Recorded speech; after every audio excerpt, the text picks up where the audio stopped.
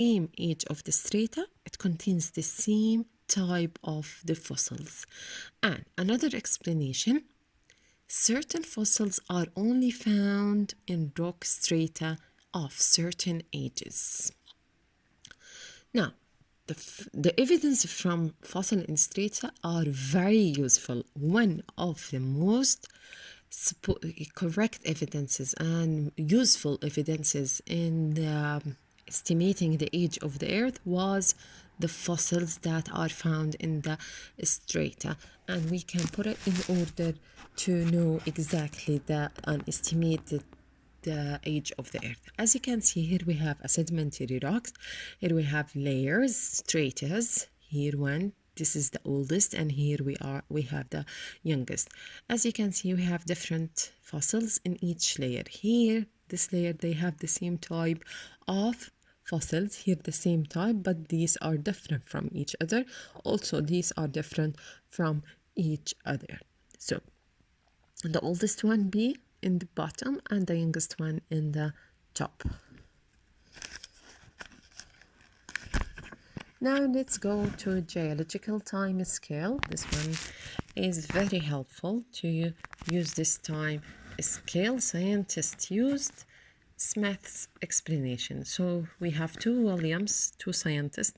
One is called William Thomson, which was his explanation was incorrect, and William Smith, his explanation approved, and the scientists used his explanation to classify rock strata by the fossils they contain. So how the scientists took his explanation to classify the rock strata by fossils they contain. So they classify the rock strata, the layers of the rock, by the fossils and they contain.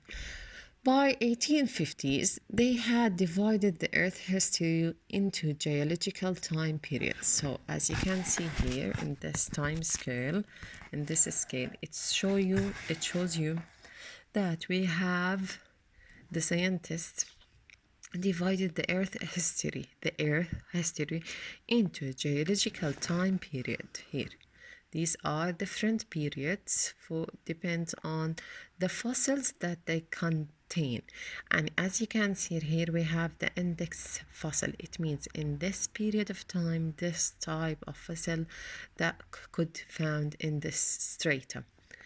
And in this time, geological time period, we can find this index fossil, and they estimate, here we have the approximate date for start of time period millions of years ago. And as you can see, this is the oldest and this is the latest one, the youngest one, depending on the fossils that they found it in the strata. And here is the name, and this is what we call it, index fossil, and it all helps to estimate the earth age. But also it's all written here, the thing that I said it.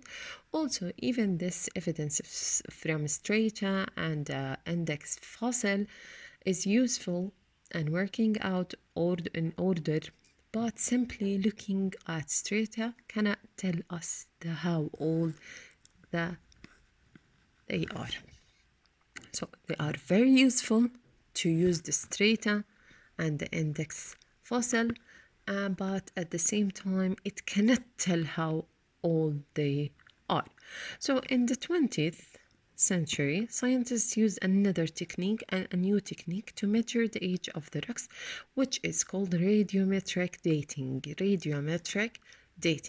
So not only by looking at the index fossil, it won't give you the old of the rocks, but in the 20th century, a new technology, a new technique to measure the age of the rocks found, which is called radiometric dating. This one uses the natural decay, the natural rotten particles in a rock to measure its age. So they will find out the age of the rock by using the natural decay of the particles that found in the rock. Radiometric dating tell us when rock in different geological time periods were formed. So we know this approximate numbers depending on this technique, the radiometric dating, because they use the natural decay of the particles to measure the age of the rocks. So it tells you exactly in which different geological time period were formed. And at the end of the lesson, you should know the age of the Earth, the oldest rocks that found on the Earth before 47,000 million years ago. This is the best estimate for the age of the Earth. Since we're talking about the oldest rock, it means this one, the first rock was found on the Earth, and the earth was formed from it, which it tells the age of the earth. Would never know, maybe other techniques will help the scientists later to put another estimating. So this is still estimating the age of the earth.